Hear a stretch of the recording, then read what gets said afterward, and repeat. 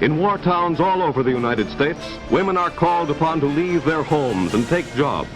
During World War II, nearly 1 in 3 American men went off to war, and women were expected to take their place at work.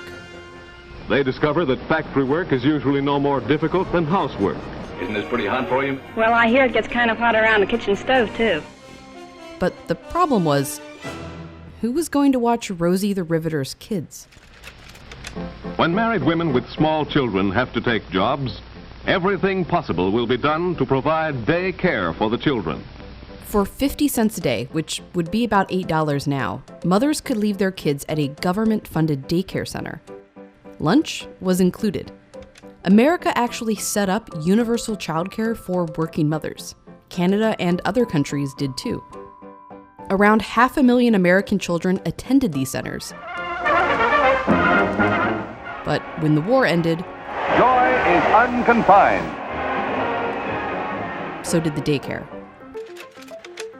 Families protested, calling for the centers to be permanent, but the federal funding stopped in 1946.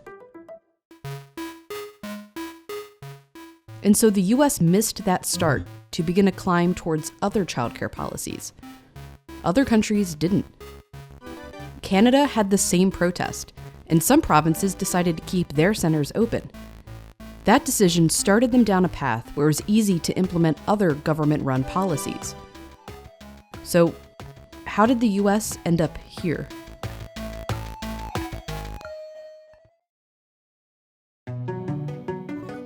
Here are some of the richest countries in the world, and here's when each of them established a paid maternity leave policy, and a universal childcare policy, and let's throw in paid paternity leave for good measure.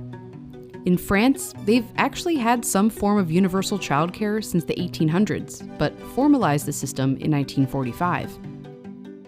Sweden, considered to have one of the best systems in the world, they were the first to guarantee paid paternity leave, and they've provided full childcare for all children since 1985. You'll notice the US has none of these policies. Technically, there is a 12-week maternity leave policy, it's just not paid. That's up to your employer. And a few states offer preschool, and there are some childcare programs, but they're mostly for low-income families and far from universal. Childcare in the U.S. right now is very fragmented. There are different programs that function for different purposes and often work against each other. Take a closer look at this chart. After World War II was a popular time for these childcare policies, but so was the 70s. The early 70s were a time for women's rights. Equal employment laws had just passed, divorce laws were loosened, and many countries established universal childcare policies. It almost happened in the US, too. Almost. What happened in 1971 is that there was obviously a sense that we needed to do something about childcare. And Congress actually acted. Both the House and the Senate passed the Comprehensive Child Development Act. This was a really extraordinary bill because it would have provided universal childcare. It would not have been stigmatized in the same way that welfare programs would have been. It would have been available to a much wider group of families. But then, President Richard Nixon vetoed it. No one expected the veto, a terrible shock. His veto message said that this is going to create communal childcare. It would Sovietize the American family. That language was a response to criticism that he was going soft on communism, like by visiting China. But really, the right wing began to see this as an encroachment because it could be used potentially by white middle-class families in order to support women leaving the home and going out into the workforce. They're not supposed to be working. We do want to make, poor Black and brown Indigenous mothers, those are the non-deserving kinds of mothers that shouldn't be on welfare, they should be working. Conservative Phyllis Schlafly led that opposition. Women whose husbands have left them or divorced them or whatever have a very hard time. But when you look at these wives who simply want a standard of living higher than their husband is producing, crying around that they want somebody else to pay for their daycare. They were organizing against childcare because it would take mothers out of the home. Just as the European countries were starting their childcare systems, we were shutting the door. The day after Nixon vetoes the CDA, he signs into law a bill that created childcare tax deductions for middle class and affluent families. This creates a two-tiered system. On one hand, you have these tax supports, and then on the other hand, you get these much more stigmatized direct supports for only low-income families. Meanwhile, these countries were able to follow a path from one universal policy to another.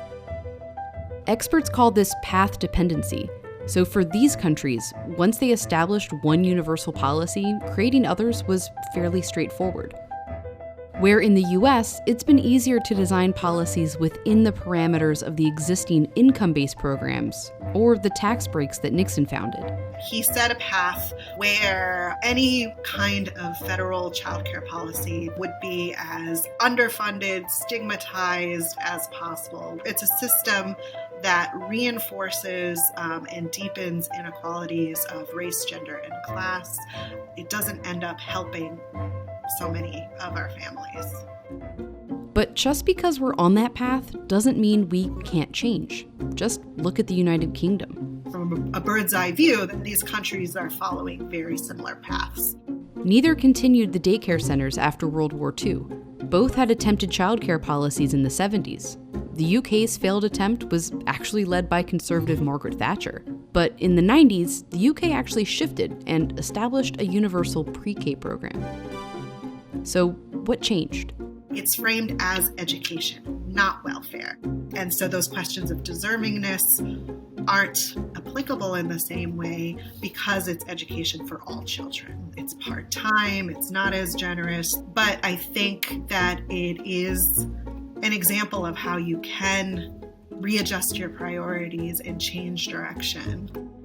The US had universal childcare once, and almost did again. But with policy, it's never really game over.